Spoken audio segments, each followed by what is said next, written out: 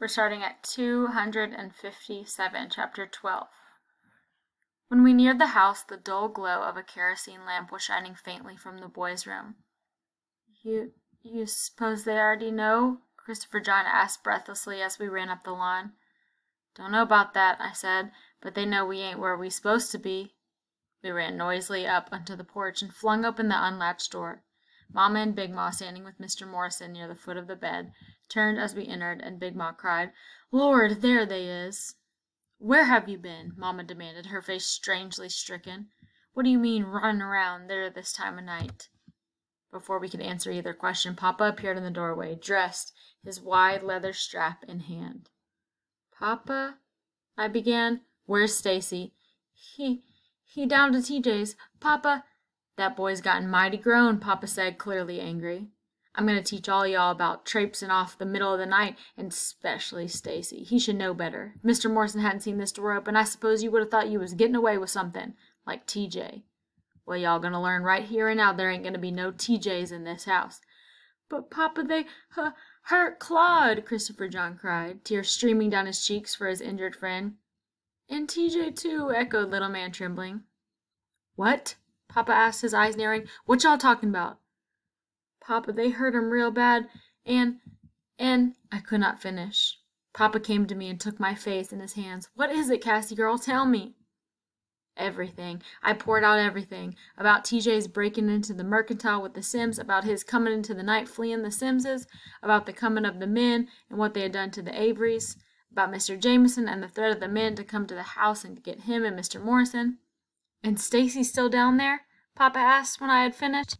"Yes, sir, but he hid in the forest. They don't know he's there." Papa spun around suddenly. "Gotta get him out of there," he said, moving quicker than I had thought possible with his bad leg. Mama followed him into their room, and the boys and I followed her. From over the bed, Papa pulled his shotgun. "David, not with the shotgun. You can't stop them like that." "Got no other way," he said, stuffing a box of shells into his shirt pocket. "You fire on them and they'll hang you for sure. They'd like nothing better."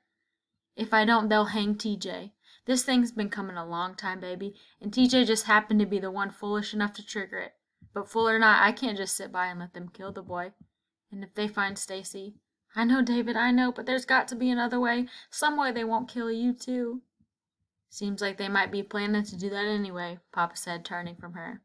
"They come here, no telling what'll happen, and I'll use every bullet I got before I let them hurt anybody in this house." Mama grabbed his arm. "Get Harlan Granger to stop it. If he says so, they'll go on home."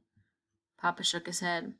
"Them cars had to come right past his house to get to the Averys, and if he'd intended to stop them, he'd have stopped them without me telling him so." "Then," Mama said, "force him to stop it." "How?" Papa asked dryly. "Hold a gun to his head?" He left her then, going back into the boys' room. "You coming, Mr. Morrison?" Mr. Morrison nodded and followed Papa onto the porch, a rifle in his hand. Like a cat, Mama sprang after them and grabbed Papa's gun. "David, don't use the gun." Papa stared out as a bolt of lightning splintered the night into a dazzling brilliance. The wind was blowing softly, gently toward the east. "Perhaps," he started, then was quiet. "David?" Papa touched Mama's face tenderly with the tips of his fingers and said, "I'll do what I have to do, Mary, and so will you." Then he turned from her and with Mr. Morrison disappeared into the night. Mama pushed us back into her room, where Big Ma fell upon her knees and prayed a powerful prayer. Afterward, both Mama and Big Ma changed their clothes. Then we sat very quiet as the heat crept sticky and wet through our clothing, and the thunder banged menacingly overhead. Mama, her knuckles tight against her skin as she gripped the arms of her chair, looked down upon Christopher John, Little Man, and me, our eyes wide awake with fear. "I don't suppose it would do any good to put you to bed," she said quietly. We looked up at her. She did not mean to have an answer. We gave none. Nothing else was said as the night minutes crept past, and we waited, and the waiting pressed as heavily upon us as the heat. Then Mama stiffened. She sniffed the air and got up. "What is it, child?" Big Ma asked. "You smell smoke," Mama said, going to the front door and opening it. Little Man Christopher John and I followed, peeping around her in the doorway. From deep in the field where the land sloped upward toward the Granger forest, a fire billowed, carrying eastward by the wind. "Mama, the cotton!" I cried. "It's on fire!" "Oh, good Lord," Big Ma exclaimed, hurrying to join us. "That lightning done that." "If it reaches those trees, it'll burn everything from here to Strawberry," Mama said. She turned quickly and ran across the room to the side door. "Stay here," she ordered, opening the door and fleeing across the yard to the barn. "Mama, you'd better get some water," she yelled over her shoulder. Big Ma hurried into the kitchen with Christopher John, Little Man, and me at her heels. "What we gonna do, Big Ma?" I asked. Big Ma stepped onto the back porch and brought in the wash tub and began filling it with water. "We gotta fight that fire and try to stop it before it reaches them trees. Stand back now out the way so y'all don't get wet." In a few minutes Mama returned, her arms loaded with sacks of burlap. She quickly threw the sacks into the water and ran back out again. When she returned, she carried 2 shovels and several more sacks. "Mama, what you gonna do with all that?" asked Little Man. "It's for fighting the fire," she replied hastily. "Oh," said Little Man, grabbing for one of the shovels as I started to take the other. "No," Mama said, "you're going to stay here." Big Ma straightened from where she was bent, dunking the sacks into the water.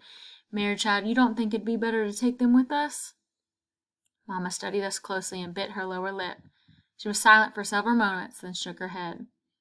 "Can't anyone get to the house from the Grangers without our seeing them? I'd rather they stay here than risk them near the fire." Then she charged each of us, a strange glint in her eyes. "Cassie, Christopher John, Clayton Chester, hear me good. I don't want you near the fire.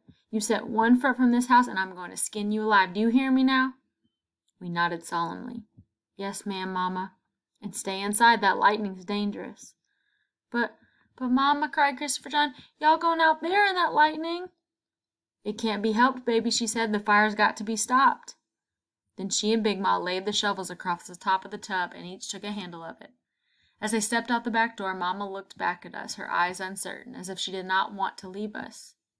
"Y'all be sure to mind now," ordered Big Ma gruffly, and the 2 of them, carrying the heavy tub, crossed the yard toward the garden. From the garden, they would cut through the south pasture and up where the cotton blazed. We watched until they were swallowed by the blackness that lay between the house and the fire, then dashed back to the front porch where the view was clearer. There we gazed transfixed as the flames gobbled the cotton and crept dangerously near the forest edge. That fire, Cassie," said Christopher John, "it gonna burn us up?" "No, it's going the other way, toward the forest." "Then it's gonna burn up the trees," said Christopher John sadly. Little Man tugged at my arm. "Papa and Stacy and Mr. Morris and Cassie, they in them trees." Then Iron-Willed Little Man began to cry, and Christopher John too, and the 3 of us all huddled together alone. "Hey, y'all all right?" I gazed out into the night, seeing nothing but the gray smoke and the red rim of the fire in the east. "Who's that?" "It's me," said Jeremy Sims, running up the lawn. "Jeremy, what you doing out this time of night?" I questioned, taking it back to see him. "It ain't night no more, Cassie. It's near dawn." "But what you doing here?" repeated Little Man with a sniffle. "I was sleeping up in my tree like I always do." "On a night like this?" I exclaimed. "Boy, you are crazy." Jeremy looked rather shamefaced and shrugged. "Well, anyway, I wasn't. I smelled smoke. I knew it was coming from this way, and I was afraid it was y'all's place, so I run in and told my pa, and him and me, we come up on here over an hour ago." "You mean you been out here fighting that fire?" Jeremy nodded. "My pa and R.W. and Melvin, too." "R.W. and Melvin?" Little Man, Christopher John, and I exclaimed together. "But they was—" I poked Christopher John into silence. "Yeah, they got here for us, and there's a whole lot of men from the town out there, too." He looked puzzled. "I wonder what they was all doing out here." "How bad is it?" I asked, ignoring his wonderings. "It get much of the cotton?" Jeremy nodded silently. "Funny thing, that fire come up from the lightning and struck one of them wooden fence posts, I reckon, and sparked that cotton. Must have burned a good quarter of it. Y'all lucky it ain't headed this way." "But the trees," said Christopher John. "It gonna get the trees, ain't it?" Jeremy looked out across the field, shielding his eyes against the brilliance of the fire. "They tryin' like everything to stop it. Your papa and Mr. Granger, they got—" "Papa? You seen Papa? He all right?" cried Christopher John breathlessly. Jeremy nodded, looking down at him strangely. "Yeah, he's fine." "And Stacy, you seen him?" inquired Little Man. Again Jeremy nodded. "Yeah, he out there too." Little Man, Christopher John, and I glanced at each other, relieved just a bit, and Jeremy went on, through eyeing us somewhat suspiciously.